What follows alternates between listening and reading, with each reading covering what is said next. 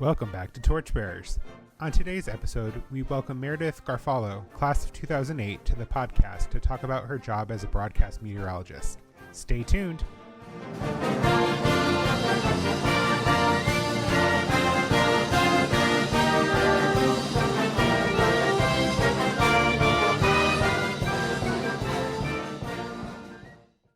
Our guest today is Meredith Garofalo, class of 2008. Meredith currently serves as morning show meteorologist for WeatherNation and is based out of Denver, Colorado. Meredith, welcome to Torchbearers. Hello, Michael. I'm so excited to be here. I tried to bring the best weather I could. From what it sounds like it's a little bit nicer out there than it is here in Valpo. So Well, I'll send some sunshine your way. Oh, thanks. It sounds like we're going to get it this weekend. Meredith, to get us started, why don't you start telling us about your time at Valpo and your path after graduation? Absolutely. Valparaiso University was some of the best years of my life. And I graduated in 2008, as we were mentioning.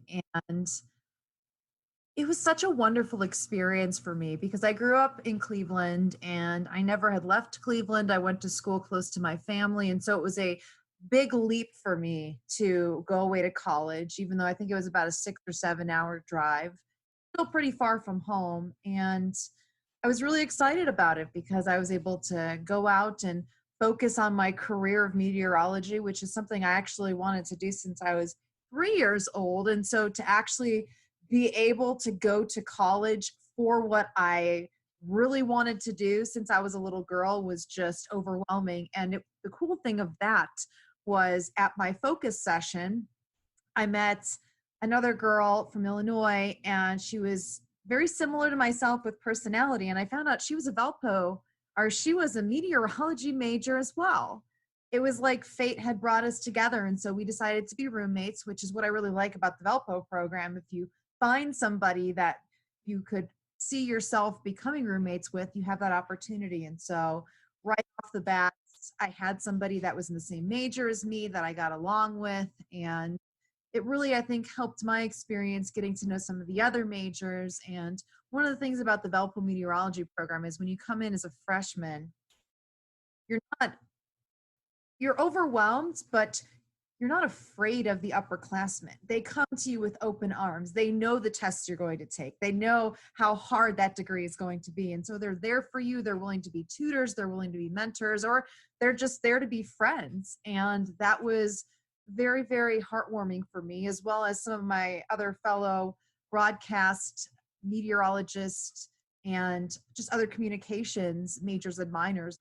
It's all making me feel so much at home. And so I did that. And I also joined Kappa Delta sorority, the Zeta Xi chapter. And so the second half of my experience at Valpo, I spent a lot of time with my sorority sisters doing the fundraising, getting involved in all the philanthropy on campus. And looking back, it was just a wonderful part of my life, not just getting the degree, the experience I had. Great. So what has it been like broadcasting during the pandemic and making sure that we're all staying informed, not only on pandemic stuff, but also making sure that we're not floating away or getting ready for a tornado and stuff like that as well? It's definitely been challenging. It's something I've never seen in my life. A lot of us haven't seen in our life. And so there were moments I was afraid, wondering what direction we were going to go, wondering if we were still going to be able to reach people. Because when I was doing some of my first tornado warnings during the pandemic, immediately in the back of my mind, while I'm trying to convey information, I'm wondering, well, how are these people going to safely be able to go to a community shelter? Because a mobile home park, for example, they all go to a shelter. And it was hard for me to try to tell people, take shelter immediately, take shelter immediately. But, also want to try to say, space you out, have a mask, those were things not going through my head. And so after my coverage, I was nervous that I wasn't doing the best job that I possibly could. But the more I talked to other meteorologists across the country, the more I realized I wasn't alone. And that was a challenge we were all facing, was trying to get out the information to help keep people calm during bad weather, but also to help them make those smart decisions and stay safe. And so it's something I've never done in my 10 plus years in my meteorology career. And I've learned a lot so far. I'm still learning a lot, but I also feel like the role of weather and being a broadcast meteorologist is that much more important now because people are home. People aren't going out and about. People, and so they need to trust that reliable source to help give them accurate information, tell them where to go and what to do, but all in a way where they'll learn a little bit from this one that can help them and their family with planning for either evacuation or sheltering for future events. Sure. So do you all have like get together and talk about these kinds of things as meteorologists of, you mentioned that you were talking with people about that they felt the same kind of way and everything. Do you have like a network that you were working with and everything? We have a couple of Facebook Oh, groups okay. actually. We talk with, I have one that's strictly for females, Okay. so hair products, or we can talk handling viewer feedback as a female, Sure. or we have a general broadcasting group where we talk a little bit about everything, and there's both guys and gals, and it's nice to hear people's stories. And then recently started, there was a meteorologist, more of like a mentally focused group for all of us who maybe needed that safe place to talk to other TV personalities that were going through maybe some of the challenges personally. I mean, I can admit that there were definitely feelings of anxiety, feelings of depression, Sure. but you don't have anybody to speak to about that. And you don't have anybody to speak to that's going through the same thing. I mean, I could boyfriend or my family members about what it's like, but when you're up in front of the camera, there's a whole different set of emotions that you're going through. Cool. Thanks. So, what is one thing that you wish you had known when you first began? And back in Valpo, if you could go back and tell 2008 Meredith something, what would that have been as you began your career? I looked at your question. I'm like, this is going to be a really tough question to answer, to be honest, because there's so many things I would tell graduating Meredith in 2008. So much I've learned Sure. within the last 12 years since I graduated. And so there's always things that we do and learn through our failures, through our successes. And I've had all of those. But I think the one thing I really would have told myself is this isn't going to be an easy path. It was a very hard degree to get, but being in the world of broadcast meteorology, especially in this day and age, there are a lot of challenges. There's a lot of good things about it and a lot of things that I expected I would enjoy, community events, being able to do charity work, enjoying interacting with viewers at public events. But then there's some of the mental strains that you go through, and there's some of the stress and the anxiety that you have having a deadline every single day, and having yourself on social media every single day, and having your life public every single day. Sure. It sounds fun when you're graduating, but then you get into that situation where, for example, I was having a really tough day. I had a fight with a friend, or I didn't pass my CBM exam, but I had to still go on the air that night and be my happy, smiling self when inside I was hurting internally, and I, couldn't just talk about it openly where other people can go home or pull their coworkers in the corner. I have to be on so much, and I think that's one thing I would have told myself is it's going to be challenging, and people are going to be mean at times because, as I'm sure as you hear, a lot of people are very, very open on social media about their feelings, to put it, Mm-hmm. and they don't think of other people's feelings. And sometimes when the negative energy is directed toward me, although I get a lot of positive energy for maybe that little negative energy, still when people talk about the way you look or the way you dress, or if they like you or if they don't like you, it still can take one comment out of hundreds to sting. And I think I would have told myself, you're going to go through this and you're going to be okay. You're going to get through this, but just know that there's going to be as many ups as there are downs. But like anything in life, you're just going to keep your eye on that finish line and know that everything you're doing is because you're passionate about it in the end. Thank you. So, who are three people that have been the most influential to you, either personally or professionally? Either way, go ahead and take it from there. This is another question that you asked that I thought would be really easy to answer because I've had so many amazing people in my life that have touched my life in one way or the other. And then to think about pinpointing three people out of everybody who's helped me since childhood, since high school, since college, during my career, I really found it hard, and I had to stop and actually think about that answer, because some people come into our lives for a year and leave, and they've influenced your life in some way. There's some people that have been in your life your whole life and influence your life. And then there's other people that have might been in there for, say, maybe one time at one TV station that had a negative reaction to you, or they negatively tried to impact your life. But looking back, there was still some good that you were able to find in that experience. But if I had to say three people, I think I'll start with the earliest person, which was my mom, because I look back now, and as we know, every family has problems, and you grow older, and sometimes you're not as close with your family as you were when you were growing up. But my mother never gave up on me. She was the one that inspired me to be a meteorologist at age 3, and she knew that's what I wanted to do. So she found ways to find extra money to be able to afford to send me to the high school and to Valpo that I wanted to, because they were both private schools. When I was struggling through classes and thought I was going to drop out of my degree, my mom was always there on the phone to tell me to get through it. And when I was going through some of my challenging times, but also some of my best times, my mom's always been my biggest fan and my biggest cheerleader. So she's definitely number one. The second person I would say came into my life at Valpo. She was one of my sorority sisters, but now is one of my best friends, Maggie. I was her maid of honor, and I look forward to her someday being my maid of honor. And kind of like connecting the people that have been the most influential. It's not the people that have been there when I've been in my successful moments. It's when I've also been at my moments that were the most challenging, or that I was at the bottom. And there was a couple of times in my career that a job didn't work out, or I was let go. And Maggie was on the phone with me. I had a holiday that I didn't have a job, and she flew me out to Chicago to be with her and her now husband, just so I wouldn't be alone. When I was having a tough time making a career decision, she was reminding me of what was important to me. And I think I'll never be able to repay all the good that she's done for me. So that would definitely be number two. And I know these are long answers, No, and I'm you are trying to perfectly condense fine. such an amazing role in the third one was the chief meteorologist in Cincinnati. Rich Apuzzo, he was a graduate of Valparaiso University, and I met him at my first weather conference that I went to. And unfortunately, he lost his battle with brain cancer.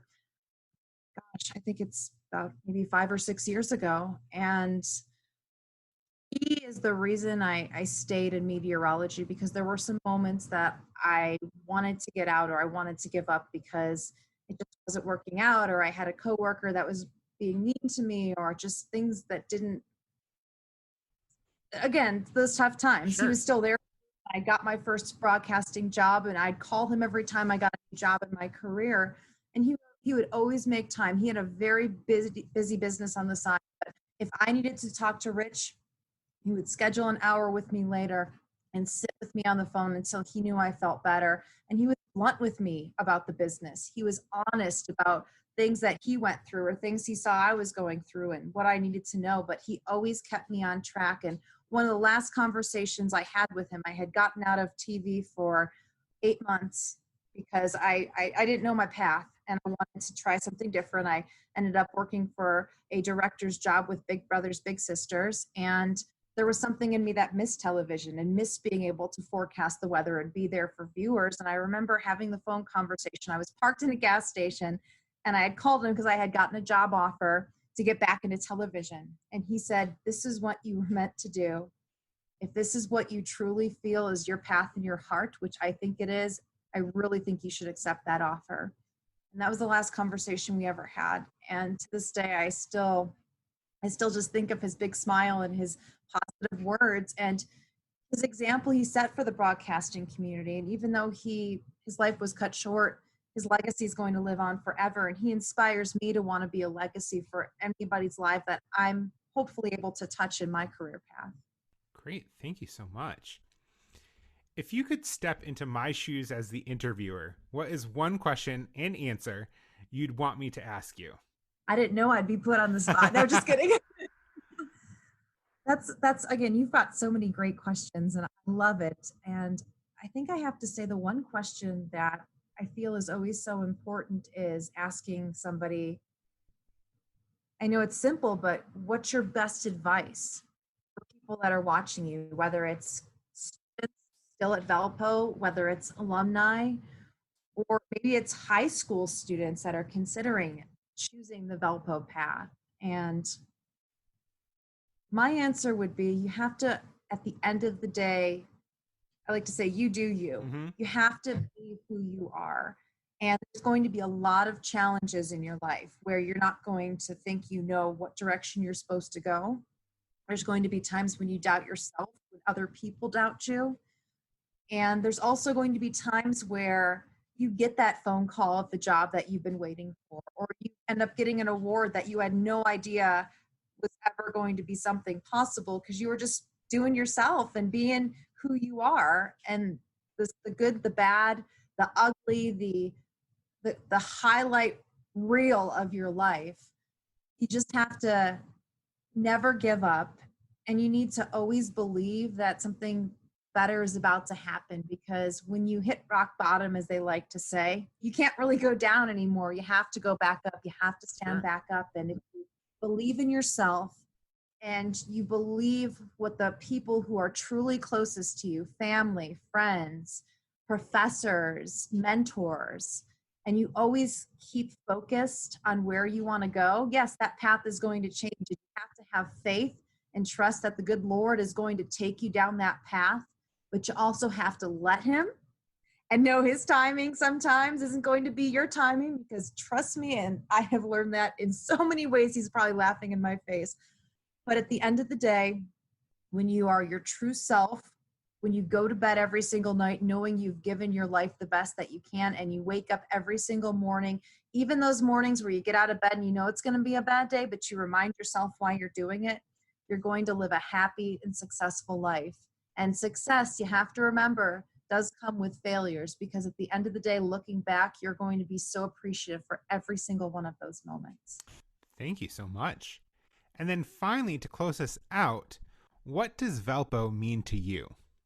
I know this might sound cliche, but Valpo is forever. I know they have that. And when I was in college, or whenever they came up with it at first, you're like, oh, okay, it's a slogan. But now, more than 10 years after graduation, I look back and realize how much a part of me Valpo is and will continue to be. Because you go there and you're expecting to get your degree, to have fun, to have the whole college experience, to stay as active and busy as you were when you were in high school. But then you learn how much you grow, and you face decisions you have to make that you never thought you would in your life. And you meet people that are going to be positive influences, and you meet people that are going to be negative influences. But when you have the faith and know that there was a reason that you chose Valpo. And for me, I knew the minute I walked on campus that I wanted to make that my alma mater. It's so much more than I ever thought a college experience would be. And yes, we're all going to have those fun experiences and go back and look at pictures and laugh and realize how silly we were at moments. But then you also go back and look at how you grew from Valpo, the connections you have from Valpo, those professors that now are your friends, and those sorority sisters or roommates that have still stayed in touch with you, and others that you might not even talk to anymore. But there's going to be a moment when you look at those memories and know that they helped shape you who you are. So Valpo is a part of your life. And for all of the alumni, it's something that we are going to take with us, and we're able to help other people, just like so many people helped us out when we were in school. So I'm so proud to be a Valpo graduate, and I really hope that I can help inspire these other generations to go out and do the same to everybody that they meet. Great. Well, Meredith, thank you so much for being our guest here on Torchbearers, our alumni podcast. And we look forward to talking with you in the future. That sounds great. And let's definitely stay connected, and let's definitely support our community. Go Valpo! Meredith, thank you so much for sharing your love of Valpo and meteorology with us. We so appreciate you taking the time to join us on Torchbearers. To our Valpo alumni family, we love hearing from you. You're why we are here. So make sure to send us an email and let us know how you're doing. Again, that email is alumni@valpo.edu. That's alumni@valpo.edu. We so appreciate all that you do for each other and the university. And again, while I've got your attention, if you're looking for ways to connect with fellow alumni, make sure to check out the links in the show notes for both our regional Facebook groups and our career networking platform, Valpo Connect, powered by Wiser. Make sure to take a minute to sign up and connect with the other alumni in your geographic region or field. Thanks so much for tuning in, and until next time, go Valpo!